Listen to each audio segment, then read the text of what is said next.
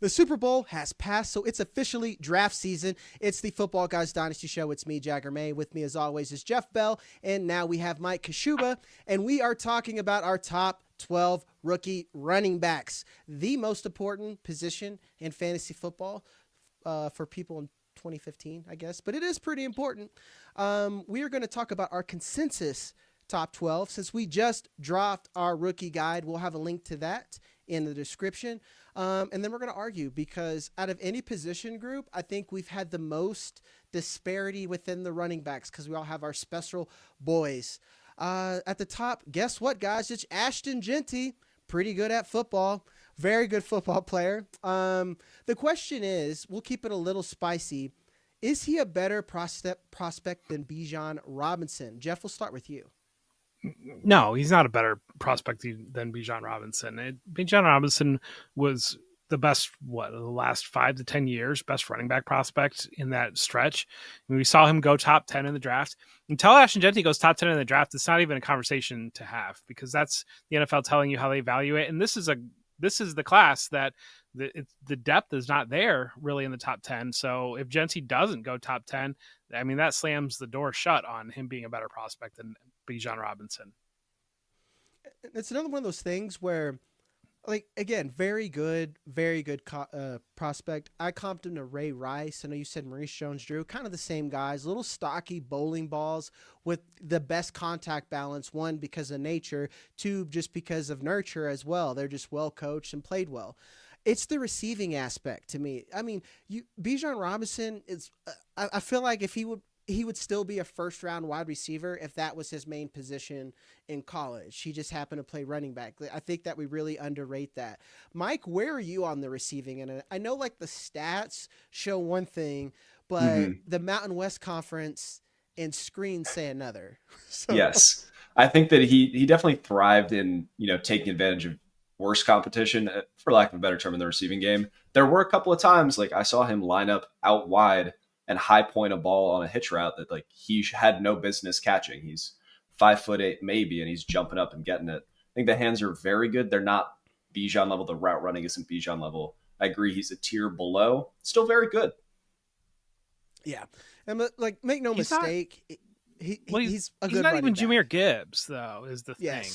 Yes. No. And our next guy, I guess I'll say my hot take for them, but, and really, I guess to give actionable advice here, he's being mocked as the 101 for Dynasty rookie drafts right now. That'll probably hold true unless something crazy happens or we hear some crazy information or I don't know, like the Titans think that Shadur Sanders is the best ever or Cam Ward or whoever. But even then, I don't think he's going to move off the 101.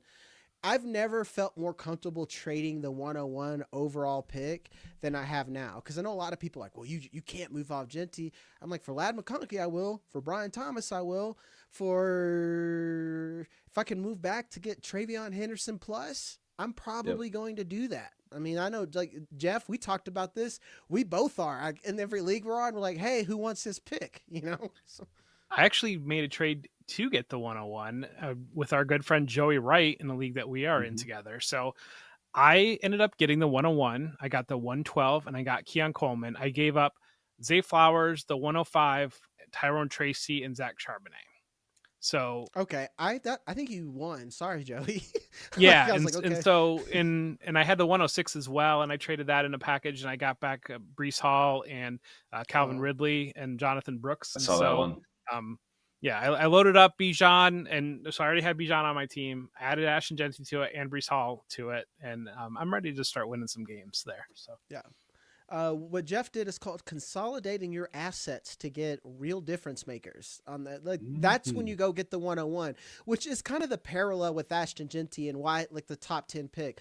It's not even just the talent, like again, we're grinders here. I'm not just looking at skill players. I've looked at the top of pretty much every defensive group. I'm just filling out the cracks at this point. I mean, there is not, I think, a single team that should take Ashton Jeanty in the top 10.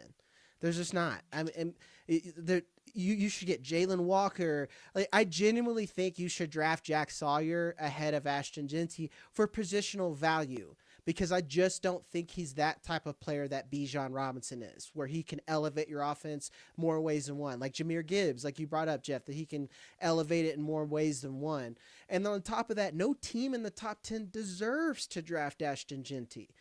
I mean, if I'm a Patriots fan, you know, if we would draft Ashton Jeanty, I'd quit. I should have quit the Patriots for various other scandals reasons, but for right there, I would just quit. If you're the Browns, you should just quit at that point, that team, because they made a bad pick. So, I don't know. It's a funny thing with skill position, though, in the draft, because you want that top 10 capital because it's top 10 draft capital. But then as you start to move away from that, you're actually going to go to the good teams. And so it's like, well, yeah, we can actually put him on a team that can score touchdowns instead of sticking him in a top 10 no man's land. And so it's really kind of that early second where you're like, oh, this is the bad zone. We don't want that early second. Yeah. And I was like, the Chiefs should draft him. But now looking as how teams do, I was like, they're probably going to go O-line again. Yep. At the beginning of like, that's Just exactly keep swinging a tackle. Yeah. I was like, you got a Jawan Taylor problem. Hopefully that works itself out, you know, but they're going to reach for somebody at offensive tackle. But like the Bills, looking at a team like that, even this would be a luxury pick for them. You got to think that the Texans, they should draft someone like that's actually, I love that. At that Chargers, point, the Chargers, yeah, Broncos. I don't think they should. Broncos should. I don't think that the Chargers are in a luxury position because that defense is better because Harbaugh's there and his philosophy's there, but it's not good. You know, like just go get one of your Michigan guys. If you like, one of them's gonna fall there. Just go get one. Be happy. Go get if you're gonna go offense like that, get Colston Loveland. And you got to think that the NFL is like us fantasy players with these running backs. Whoever wins chicken, you know, and like waits and then gets like Hampton or maybe like Devin Neal, that's the team that you're like, oh wow, that was genius. And then like these other guys, you're like, oh, you should have waited. You know? The fun one is Washington. You pair Washington, you pair Jaden Daniels and Ashton Jeanty, and that's scary. That's bit. Scary. Yeah, scary hours, as the kids call it. As always, guys, that's enough Jeanty talk. I didn't expect us to talk this much on Jeanty, but it's fun talking the draft. If you like football, if you like the draft, if you like Dynasty, hit that like and subscribe button. And then comment below if you want me to send you that link to our rookie guide. Just comment guide, and then I'll get that to you ASAP Rocky. That's all we're it's draft time, guys. So that's all we're doing here. And we're going to shove it down your throat until April. And then we're going to be in the commissioner mode. So, we'll jump right back into it to my favorite special boy in the draft. I know, Jeff, you love him too, because you're an Ohio State guy, Treveyon Henderson. I think he's the value of the rookie draft. And when I comp him to the Jahmyr Gibbs right now, I'm not saying talent level. I'm saying situational level for fantasy, where I think Treveyon Henderson has an opportunity to be as valuable, if not more, if you think about the receiving upside and what he could do on third down than Jeanty is, depending on what team he is. Because like I said earlier, teams are going to be playing chicken. So whoever waits on running back is probably going to get a pretty good dude at a discount. Am I crazy, Mike, for having that thought? Absolutely not. And Jeff, you just brought up the Commanders with Jeanty. I think you take Treveyon Henderson as the Commanders. Now you have your Brian Robinson, your grinder, your worst David Montgomery. Now you get your Treveyon Henderson, your Jahmyr Gibbs, a little bit of lightning in that backfield. Now you're talking about 50 to 60 catches, all of them explosive. That's fantasy gold. I agree 1,000%. I mean, that's where I'm at with him. I know, Jeff, you've watched every Henderson carry probably ever, I think people overstate injuries, and this next year we really need to get our injury expert involved into this because he's one of the best around at calculating the data and probability of these things. But I mean, I think we're really overstating well, he can't stay healthy. I mean, he had like 2 years, guys. You remember when Christian McCaffrey couldn't stay healthy either? I mean, now he's old, but like he's old now, but I mean, he had like 4 years of dominance in a row, which is great for running backs, and you got him at a discount because he couldn't stay healthy. Yeah, in terms of the injury front, I think it was Jeff Mueller, one of the good PTs on Twitter, mentioned that basically his two injuries came down to just kind of freak things that kind of happen on a football field, and I think that that's one of the biggest things with injury. They can happen on any play. Your foot lands wrong, something like that, and you're hurt. And that doesn't necessarily mean that you are prone for your foot to land wrong every single time that you run. It just means that it happened that one time. And so I think it's overblown. I think the narrative about him being the backup to Quinshon Judkins was just weird that I saw some people come out with. I think that's been vastly overblown. I don't have any concerns about him handling volume. I think when you see what James Cook has been able to do in Buffalo, and I know that we're frustrated because we want more James Cook touches, but when you see what they're able to do, when you really watch the NFL, the run game is very different than if you were to watch it 10 to 15 to 20 years ago, where you had Gilbert Brown in the middle and you're trying to slam your running back into that 25 times. It's a lot of space, and it's a lot of finding space, and it's the ability to create explosive plays. Treveyon Henderson is able to do that. Excellent in the passing game, excellent as a pass blocker. Almost every single back that comes out of Ohio State is usually pretty polished when it comes to blocking, and so he's got that in spades, and that's why he's my running back 2 there, and I think that it's going to be a great value where he ends up. Yeah, I'm going to take Henderson early and often, more because we did a mock today that we're going to talk about on Thursday. That episode should drop, and we all three were in that. Alfredo was in it, Joey was in it, and Henderson fell like crazy far. I was just like, this is why, like, my eyes got big thinking about it, So I was just like, I mean, really, you can get Treveyon Henderson at the 109 right now, depending on if you're one of those early birds. And I think if you're going to draft before the combine, get into Henderson early, because he had the fastest running back speed in college football recorded, like 22 miles per hour. The dude is, he was the Devy RB1 for a long time for a reason. And everyone saw, like you said, Jeff, like 2 freak out because it's like, he's garbage, I don't want him. Like, well, let's profit. So let's profit, boys. All right. We've got Mike's special boy. He is your RB2, if I'm not mistaken. Omarion Hampton. I'm a Hampton guy. I like Hampton, even though he is lower than mine. I'm big on pass catching for fantasy and just for NFL purposes in general. So I always rank them high. But Omarion Hampton might be one of the best pure runners in this draft class. Jeff, I'll kick it to you. Do you think that Hampton is like the RB3 or closer to the RB2 than he is the RB3? How good is he? Because I've seen data guys that say that he's not as good as he is, or see arguments about that. I mean, he's my running back 3, but I think it's pretty close between him and Henderson. I kind of waffle back and forth on who should really be my running back 2 there in terms of, and it's really landing spot's going to dictate a lot of it. And we're doing an entire running back episode. That's going to be the number one thing. And that's why it's always so hard to put out running back rankings in January, February, because landing spot dictates so much at that position more than other positions. I do think Hampton has the build to be able to be a 3-down back in the NFL, and we see a lot of teams have moved toward that direction to have those 3-down players. I think Hampton is that type of player that steps into that role almost immediately, depending on where he ends up. Yeah, I've mocked him to the Texans a couple of times. Like, that's like he's got, besides the receiving. He's not gonna. I don't think he's gonna be a first-round pick. So I mean, you're talking. Well, I meant like second. He'd fall to the second round of the Texans on there. Mike, kicking over to you. I know you've been a big fan. You've been screaming at me to bump him up all season. So. And he's been slowly working his way up, which I appreciate. Listen, the contact balance is there. He was highly productive behind a UNC offensive line that it looked like me and Jeff were blocking out there. Wasn't pretty. That may have led to a couple of bad habits in his vision, but you can look at when the blocking is correct. He knows exactly where to go. He's hitting the hole. He's trucking a linebacker.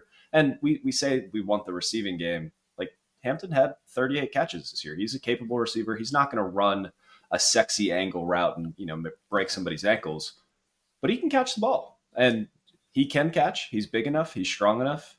Highly productive. If Ashton Jeanty wasn't around, everyone would be talking about how good of a season Hampton had.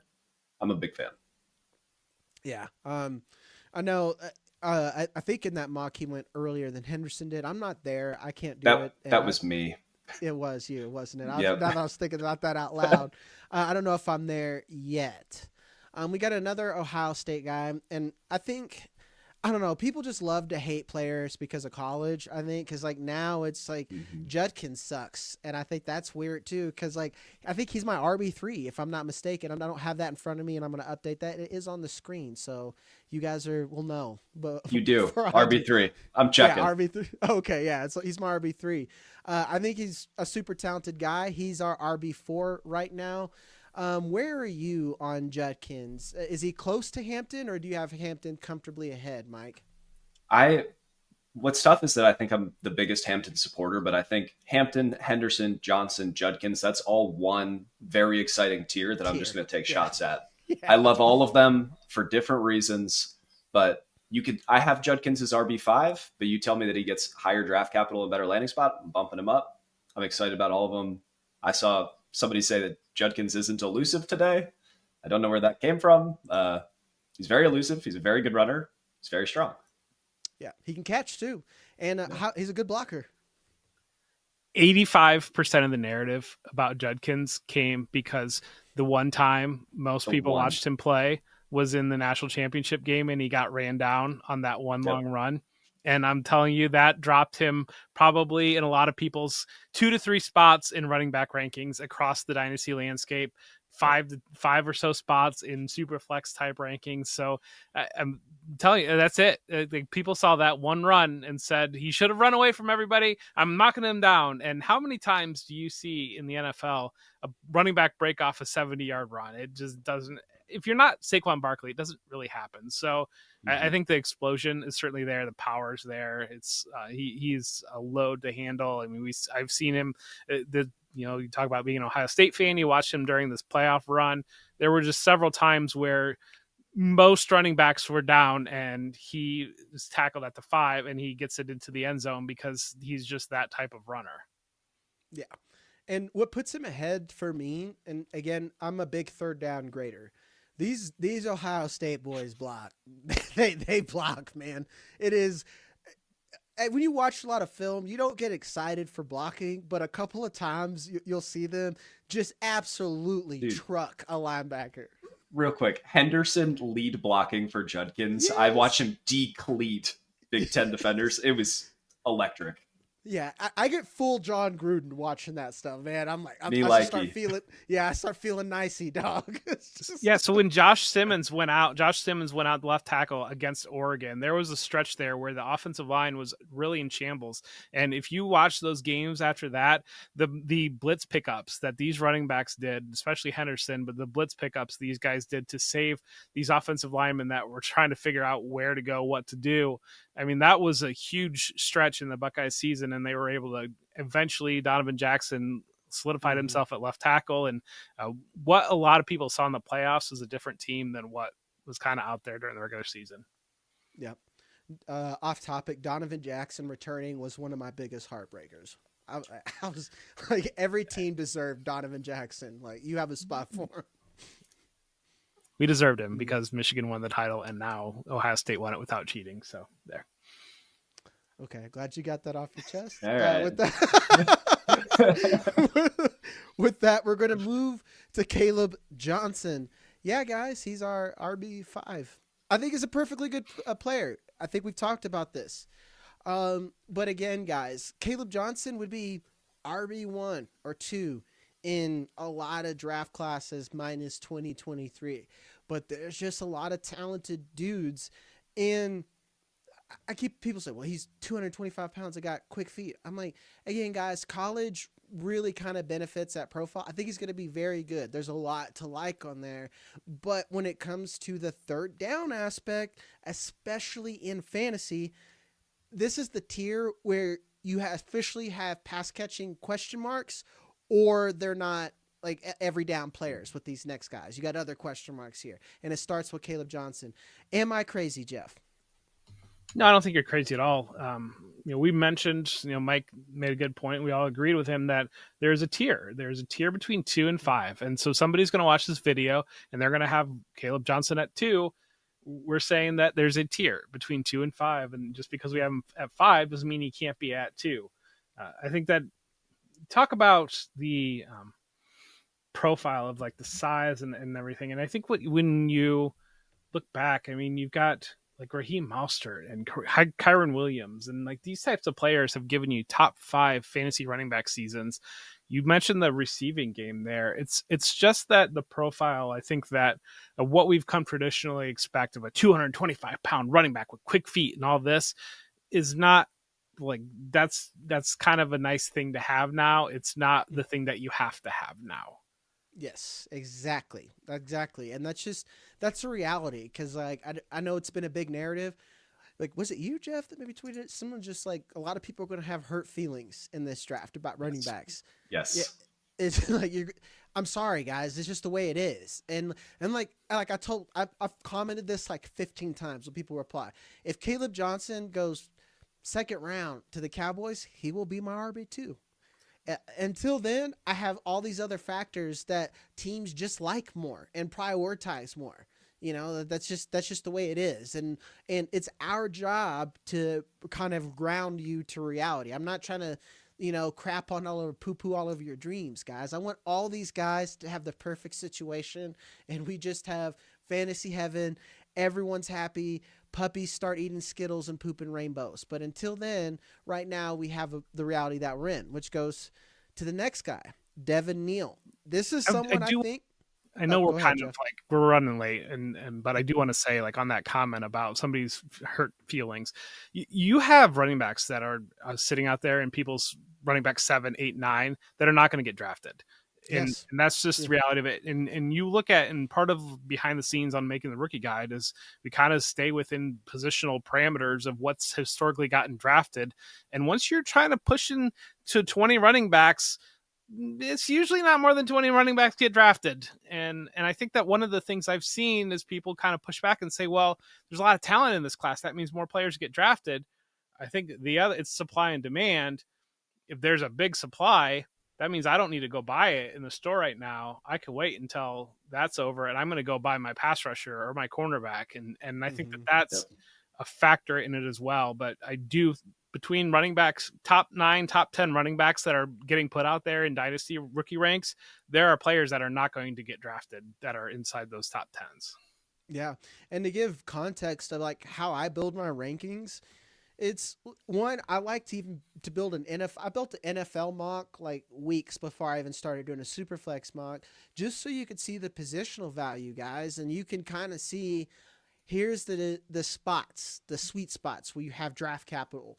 So when I build like a Superflex ranking, I will only allow myself so many running backs to be ranked highly over some of these other pass catchers, tight ends. And then I feel the need to bump them down because some of these tight ends I feel like are going to, everyone called me crazy for weeks because I had tight ends ranked high. And then now everyone's like ahead of it. And this is what happens, guys. You need to evaluate everything, including offensive tackle, like defensive players, to see where these guys fall. And that's just like someone like Devin Neal, our next guy. Devin Neal should have came out last year, man. Like that. He's a really talented player. My only question with him is he's like almost 220, but he runs like he's like a 190 sometimes. But everything else I think he's good at. I'm sure you're pretty high on him too, Mike.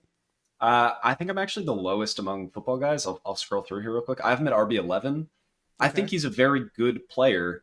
But I went through and I did a threshold article for another site at one point and trying to figure out like speed, athleticism, some of those scores in order for him to get day 2 capital. Devin Neal's going to need to really impress at the combine to get day 2 capital. So I'm a little worried. Yeah. And one thing he did well, and this is the Senior Bowl, guys, take that with a grain of salt. Apparently he did really good in pass protection, and this is anecdotal because I didn't see a lot of that, and that was a huge question because, like I said, he plays like he's 190. So when he weighed in at his listed weight, I think it's 214 or something like that. Yeah, I was like, oh, okay, well, just like, why don't you play big? Why don't you play big? You know, yeah. Jeff, where are you at on Neal? I think he's a very technically sound running back. I think that it's like one of those that I know. Angelo is a fantastic at film breakdown, Angelo FF, and he had tape out on Devin Neal talking about the technicalities of him as a runner. I think he's very, very good technically as a runner, and that pass pro plays into that too. I think that this year was a weird year because he's a Lawrence, Kansas native that he could have basically gone to Alabama or Georgia if he wanted to, and he went to Kansas, and Kansas had a very, very good year last year, and it kind of fell apart a little bit at the end. I think he came back with high expectations on, I want to push this program to the next level, and then they started 1-5.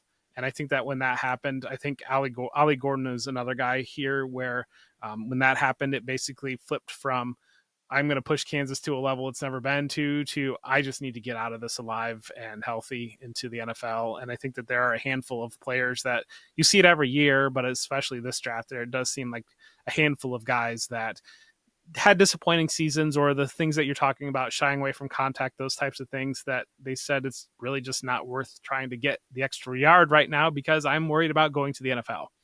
Yeah, like I really don't want to get hurt. And I know a lot of you old school guys was like, well, I don't want him to play hard. Football's a business, man. I'm sorry. I don't know what to tell you, dog. Well, like, football's a business. Yeah.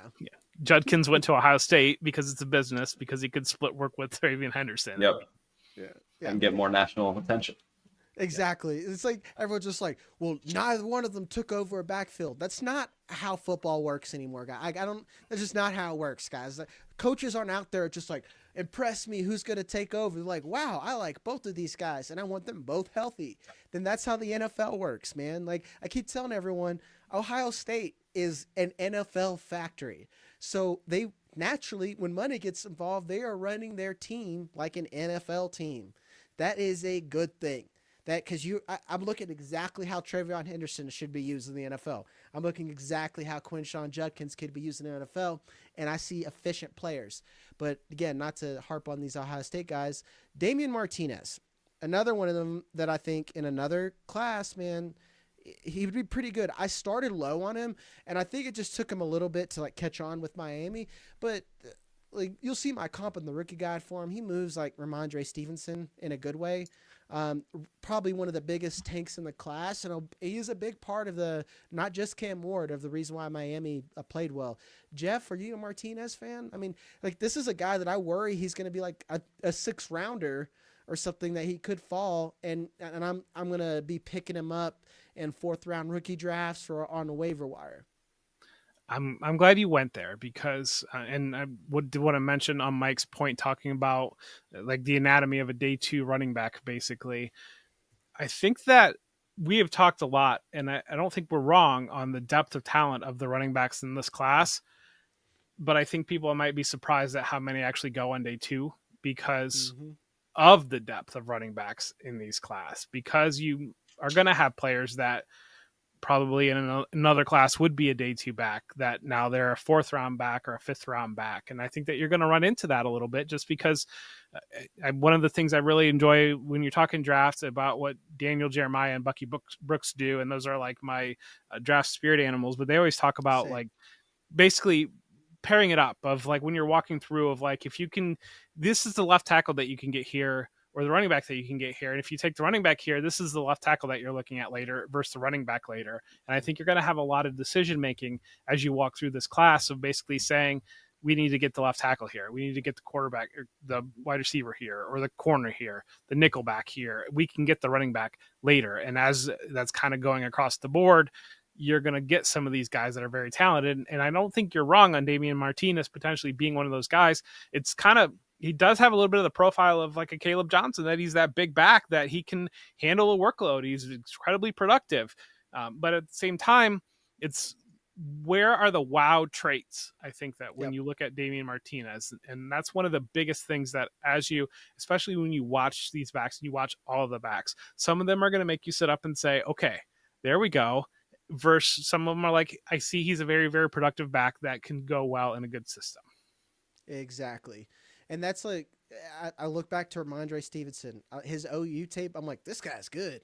But when you go out and run a 4.6, you know, like a team is gonna they're gonna keep passing on you because they're gonna want to chase those traits that they can't coach. Because like, yeah, there's a lot to like, but you're a big bag. I can find those anywhere. Like Najee Harris is out there. He's gonna be worth like $10 in like free agency, and we already know what he is as a player. And I'm a Najee fan, but like he's just that kind of running back, guys. And that's what I think about Damien Martinez. Same thing. He's gonna fall 6th round, and I'm telling you guys, take shots on him, especially if you're blowing that summer fab.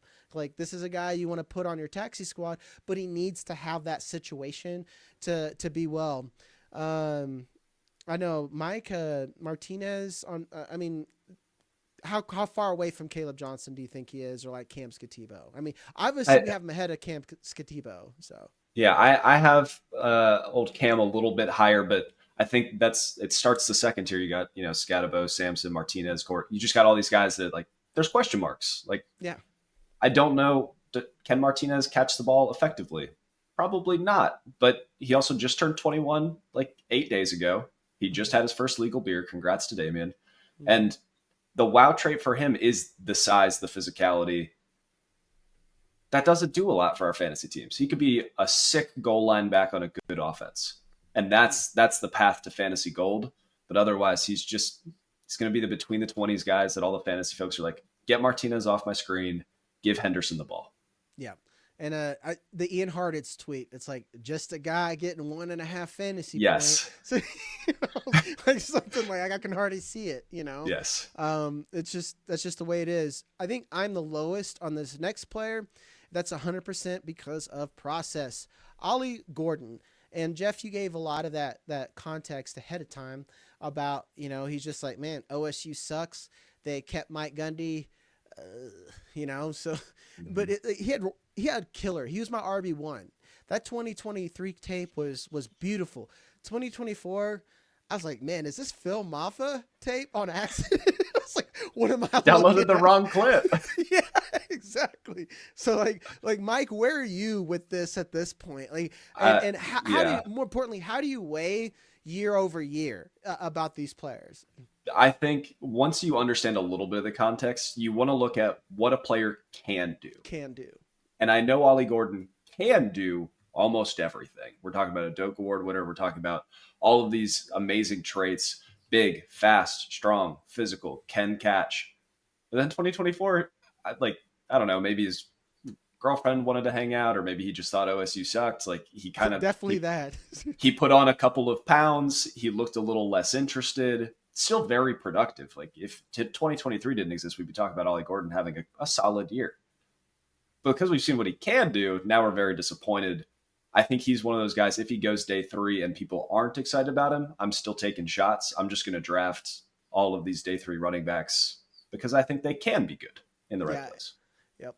And I wrote a better scouting report than my grade is. And he's like, and spoilers, version 2, we're going to start out those film grades. He's one where I'm going to give him more love based on his 2023 tape for that reason and that context on there. So we may see him rise because like it is me that is holding him down. Like I think 100% because I just like, I went off 2024 and I'm like, I don't want any part of this, dog. But it's just like the Phil Maffa comp is so mean. It is, dude. RB 26 in the guide. Yeah, well, it's like the Phil Maffa was the opposite of Ashton Jeanty. It's just like, what do I say about Phil Maffa? He can play running back in the NFL. But can he? Yeah, but that's kind of what it looked like. And like Jeff, I'll let you finish off with Gordon here because, like I said, I saw Ollie Gordon and Quinshon Judkins as kind of a similar player. They're the same archetype if you think about it. And my biggest situation and why we should take these shots, and I think that, I don't know if that's the comp that made it in the guide. It just dropped today, and I need to read it, guys. I'm sorry. I think it's Braylon Allen. It's kind of the same situation if you think about it. And a team could take a shot on him because he's young, because of the physical things. He could really, really raise a lot of value in Dynasty. So I'm the highest out of everybody on Ollie Gordon. He's my running back 6. And we talked about for 2023, you would sit here a year ago, if we did the show a year ago, and we were just looking at not the rookies upcoming, but the players in college across the board, probably everybody would have Ollie Gordon as running back 1. And I think that that contact, Yep. they went 3-9 at Oklahoma State, and I do think it's a little bit frustrating because he won the Doak Walker as a sophomore. He had to stay one more year. Go to the portal. Go to Georgia. Go to Oregon. Go to Ohio State. Go win a title. Get a bag. Play half the snaps. Don't just stay there because you stay there. And I think that's, I mean, hats off to players that do have that loyalty in this era now. And if that's what it is, loyalty, I mean, hats off to them. But at the same time, if you're of that profile, you just won the Doak Walker Award. You're basically only in college one more year because you have to be in college one more year. Go to what is going to be your best situation. Yeah. Also, don't be loyal and then quiet quit 6 games in. Be loyal. Yeah, like go all the way. Because I have a soft spot for OSU. I grew up at the border of Arkansas and Oklahoma. My sister went to OSU. A lot of my friends went to Oklahoma State. I had a scholarship there, but I had like a 17-year-old life crisis, and I'm like, I'm gonna go to a different state college and be a film major. Just just completely abandoned it. Didn't go there. So they're my secondary team to Arkansas. So what I'm trying to say is I'm not a happy college fan. And it's just like, as soon as they hired back Mike Gundy, I would have been like, all right, deuces. I'm calling up, hey, Bama, y'all need somebody? Because like, it's just, I don't get Mike Gundy. I need to get this out of my system. I don't understand it. Is it the mullet? What is it that Oklahoma State will keep him around? Like, man, we got to keep going 7-6, man, because of that mullet. Anyway, I just had to get that out of my system. I don't get it, guys. Keeping it moving. Camp Skattebo, we're getting in the range where I hate. I don't want any of these based on hype. There's a lot to like about Skattebo. Again, Mike, you bring up the point of like, what do these guys can do? He is a competent receiver. I mean, actually, I'll give him credit. He is a good receiver. He can run an angle route. He could catch away from his body, especially catching away from his body. It's one of my biggest criteria in receivers, because you could see like the Damien Martinez's or some of these other why don't you like Raheem Sanders? Because if that ball goes anywhere outside that chest, it ain't happening for him. It's not going to happen. But this guy, very nimble, keeps his feet moving. I don't know, guys. And you talk about one play or the playoffs weighing things for him. I watched a lot of his film. I don't think he's that fast. Mike, you don't think he's that fast. Jeff, I don't think you think he's that fast. That conditioning put a bad taste in my mouth. I don't know, dog. I saw that and I'm like, man, you slow and you're over there huffing and puffing. That just did a lot for me. Mike, am I being too harsh? I think you got the ick a little bit, and that's fair. But he was also, when he was huffing and puffing, he was like 25 touches deep and the only part of the offense that worked. I like a lot of his game, I think, in the right system. And maybe if he, does a little conditioning, he could be James Conner. That's like ceiling comp. He could also just be... Actually. He could just be another dude that is a very good backup, that when the starter goes out, he gets the majority of touches. You plug him in your lineup. He's great. The starter comes back, goes straight to the bench because he has tight hips and he's a little slow. Yeah, I think he's the David Montgomery of Rex Burkheads. Jeff, what about you? Are you guys old enough to remember the Peyton Hillis year? Yes. Buddy, I'm an Arkansas fan. I think about it all the time. He was nasty in Madden, 08, 07. And he had that one year with the Browns. He looked like the best running back in the NFL, basically, or that short of LaDainian Tomlinson. Though, but then it just feels like there are players get ride moments, and Camp Skattebo was riding a moment. And when you look at traits and you look at those types of things, I don't know that he's loaded with them. And I do think that when you look at players that have failed in the NFL and have been bust basically in the NFL, it's rarely the guy that's the physical freak of like, because he's just coming with a massive grain of salt already, basically, that he hasn't already done it. It's like that hero guy that is kind of, well, he doesn't do anything special, but I mean, just look at him and look what he did. And he's a winner. Brings his lunch pail to work. And Pretty. Anytime a big, slow running back in college can bowl people over and is a bull in a china shop, a big, slow running back in the NFL is a target, and he just gets hammered, and it just is there. Yeah, it's someone is gonna draft Cam Skattebo before me, often. Yes, that's a good way to say it. Yeah, like that's just I don't know, guys. I'm prepared to be wrong, and I've been wrong about a lot of running backs before, and I will continue because scouting is hard, and sometimes, especially with running back, some of these guys just fall in, and one coach just loves them, and like you just know Pete Carroll's going to draft him. You just know it. You know Pete Carroll's going to draft him. And I'm going to look like an idiot. So sometimes you like a running back, and they may actually be good, but then they go to back up Kenneth Walker or Breece Hall, or then my Charbonnet bags are just destroyed. Yeah. Oh, you too, man. Yeah, I was about to say Charbonnet myself. You just like, and then Pete Carroll's just going to ruin running backs for us. I just know it. The next guy is another. Just the ick, man. I don't like him. Is RJ Harvey? He's like the opposite of some of these other guys. Where I think he's a very competent receiver, very good in the receiving game. I have questions about how athletic he is. And I think he's one of them Stevie Wonders, man. I just don't think he could see very well. I think in a gap he could do okay. But UCF does this to us every year with the running back. Jeff, where are you at on RJ Harvey? I think you're a little bit harsh, Jag. I'm being a hater.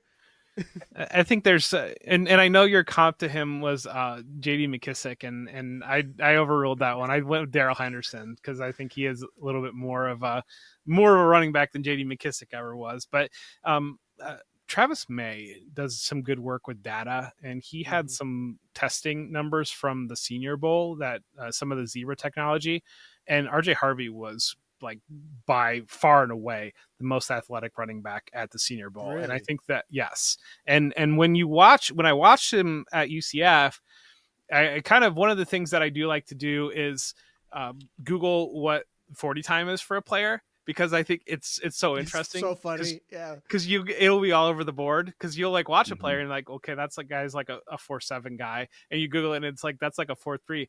But when I Googled him, like I was like, that guy just fast. That's fast. And he came up as like a 4.3 guy when I Googled it, and I was like, if he runs at that level, and then seeing it at the Senior Bowl, that data translating to that, like, okay. And that's again, like, traits and betting on the explosive player, the fast player. The NFL is going to bet on those players. And one of the things that we're trying to do right now with the rookie guide, with early ranks, is to get players into the proper bucket of, if I can tell you all the guys that are going to go in round 4, that is insanely valuable at this point in time, versus worrying about how I've got them ranked running back 9 through 12. If all those guys, I get the right bucket. And I do think that RJ Harvey is the type of player that he should test well, and that's going to really move him into this bucket here and potentially on that cusp of a 4th round player. Interesting. I think, Mike. Yeah, I think I'm right in the middle ground here, where I agree my guy needs a seeing eye dog to find the hole. But I also, I see the traits. I can see why a team would bet on him. I can see why a running back coach would pound the table and say, like, get him in the room. I'll teach him how to pass pro. I'll teach him, where to go when it's an inside zone, so he stops just running into guards' backs. Like, we can work on that. The traits are there. If we could just take Devin Neal's brain and put it in RJ Harvey's body, we'd have the best running back prospect in the draft. Unfortunately, that's not available. He's a top of my re-review, especially like some of those later games. So, like a lot of these guys, like I've been on this beat since August. So it's just like, I got to go back and circle through and do the refresher. And again, I even take some of those Senior Bowl reps, and I'll put that into like in consideration on there. But it's like, Jeff, you cracked me up, like Google it those 40 times, because I'll do the same thing. Jalen Royal, I spit out my drink looking at that. It's like, he runs a 4.3. I'm like, get out of here. Absolutely not. Yeah, I was like, that is, if he runs a 4.3, then I run a 4.5. Like, come on now. So I looked at, so Travis put out that like the top 10 at each position. Jalen Royal was not in the top 10 at wide receivers. And I messaged Travis and I said, "Oh, where's Royal?" And he was like, basically just said back, he's not in the top 10. Like, Jeff too, like we are very good at wide receiver. I feel like we're very good. Like running back, it's like a positional bag and kind of what team likes the most. Very good at receiver, guys. If Jalen Royal runs a 4.3, I will shave my face because I will not shave my head. That is the cultural thing for me. But like, I won't do anything too drastic. But like I'll shave my face to like a little Mr. Milchick mustache or something like that. I don't know, but like that's a lot. Anyway, that's a different episode. Another one of my special boys that I'm just egregiously high on is LeQuint Allen. Alfredo's pretty high too. It's receiving, and Mike is grimacing, and he's ready to unleash. I could tell. It's 100% receiving for me, guys. I think he is the most talented wide receiver. Most talented receiving running back. That's a Freudian slip because how he's good. He consistently played in the slot on the outside. You talk about these guys that can run angle routes and do it all. This is him. He reminded me a lot of Tyrone Tracy in a good way and just entirely more polished. I was kind of blown away by this because like this was one where Alfredo texted me at like 10 at night. He's just like, go look at this dude right now. And I'm like, okay. And I like popped it on. I'm like, oh, so I guess I'm up all night. Mike, where are you at with LeQuint Allen? I need to go rewatch him, obviously, if you believe in him. But I saw somebody that is super fun at Syracuse, caught a lot of passes because Kyle McCord probably not running the ball himself very often. Or doing anything good. Well, he did pretty well against ACC defenses. Just Big Ten scared him. I think he could get relegated to a satellite back role. I worry the size. He's listed at 201. If he's actually 201, I'll readjust. But seems a little smaller. Seems a little slower. The acceleration, like going from 0 to 20 is very exciting, but going from 20 to 40, not quite there. So I just worry that he could get thrown into, he is only a third down guy, which can be valuable in the right system, but it's going to be a lot of things need to line up for him. And maybe I'm underrating his ability between the 20s. Jeff, is he JD McKissick? No, he's not JD McKissick. No. And I like him too. He's my running back 10. I think that receiving translates. And really when I look at where I've got players ranked, I do defer very highly to the explosive receiving type backs because that's just the direction that we've seen the league move. And again, talk about getting players in the right buckets. Those are the players that get drafted. Mm-hmm. Yeah. And this is one like Mel Kiper has him RB5 right now. Take that with a grain of salt. Like Mel Kiper, be saying some stuff sometimes, but like, you know, go ahead. I also need to introspect a little bit. I have a type when it comes to running backs. Like I like the big, strong goal line guy. I'm like, he's going to score 100 touchdowns and he can catch 2. That's bonus. I need to adjust my process a little and like come around on the small, quick guys. They're making more of an impact. Devon Achane was my come to Jesus meeting. I was just like, oh, okay. You know, you gotta. All right. The NFL's different. You know, creativity on how you can get the ball in a guy's hands, and we know when you're playing in PPR the value of receptions, and then also explosives, and that's NFL is just they're looking for explosives, and that's more often than that's what every offensive coordinator is hunting, and that's what every defense coordinator is trying to stop is explosives. And so, guys that are capable of creating explosives are going to be given more opportunity, and we've seen. Now they've been able to kind of spread the run game out a little bit between some RPO action with quarterbacks taking some rushes, getting wide receivers involved. It's just not those days of worrying about getting 30 touches for a running back anymore. Yep.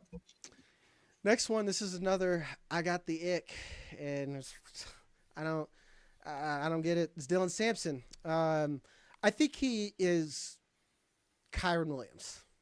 I think he's Kyron Williams, man. And that is something. But that is more like, is he going to fall into a Sean McVay's back or something like that? Or is he going to lap?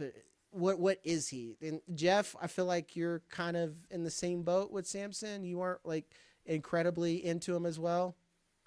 So full context here. I had not seen a lot of Tennessee, and everybody knows I'm an Ohio State fan. And there was a massive amount of trash talked by Tennessee fans going into that Ohio State game. And so, and then Sampson was not involved in that game, was injured. And so when I went to watch Dylan Sampson, My expectation was basically a game breaking back that would have been a problem had he been on the field that in that game that I went to in Columbus. And when I watched him, I said, nah, like he would not have been a problem in that game. That outcome was going one way, and he was not going to change that. And so that shaded probably my perception a little bit of watching him. I think that being in the SEC is doing a lot of work for him. I think that Tennessee offense, we know that to approach that with a grain of salt, especially when it comes to NFL evaluations of skill position players in that Tennessee offense, we see they tend to get discounted because that Josh Heupel does a really, really good job of scheming it up and hiding a lot of things that players don't do very, very well. And Sampson is a player that lands on, I don't really know what he does well. Yeah, it's like Kyron Williams, man, and I don't think he's a blocker that Kyron Williams is, because He doesn't have the football IQ of Kyron Williams. Yeah, that's what I'm saying. I was like, I think he can navigate a hole well, but it's like that Josh Heupel thing. I've written Tennessee hate, I think, weekly, like 18 weeks. I'm like, I do not trust Tennessee players at all, man. Josh Heupel, he cooks it up, man. That homie could cook it up, and we saw it with Jalen Hyatt. We saw it with Jalen Wright.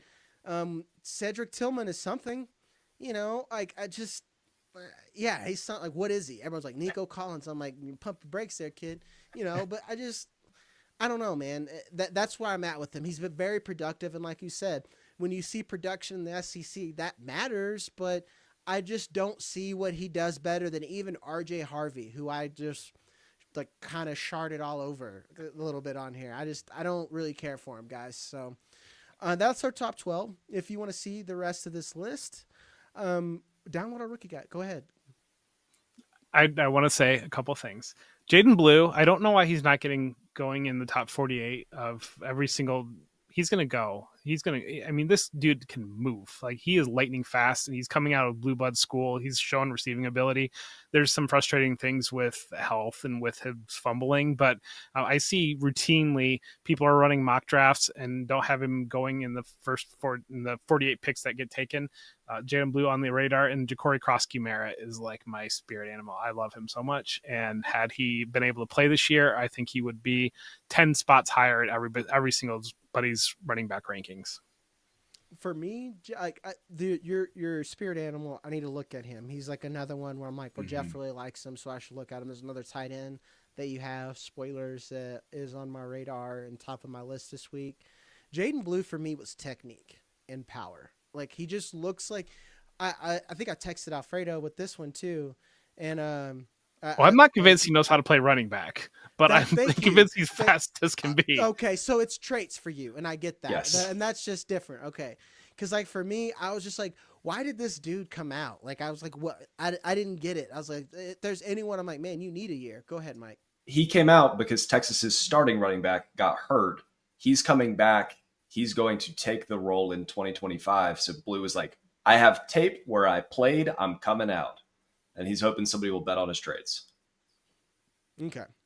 That's not a great selling factor, but noted on there. He's fast. He's very fast, and he's a good receiver. Like that, I have him ranked pretty highly. He's actually a pretty good blocker too. Like, he's a pretty good pass blocker. He reminds me a lot of the Penn State guys, because these Penn State guys, I'm like, man, there's a lot of good things. It's just technique that I have a lot of issues with. But yeah, that'll do it for this episode. We had, like I said, you want to hear Jeff's scouting report on, did you do Jaden Blue? You did Jaden Blue. On some of his special boys. Those are all in there. We have several running backs, over 100 players in there. That'll be a link in the description. We're going to keep going through here. Me, Mike, and Jeff are going to go over a mock draft. As always, I'm Jagger May. That's Jeff Bell. That's Mike Cash, and we love you. See you next time.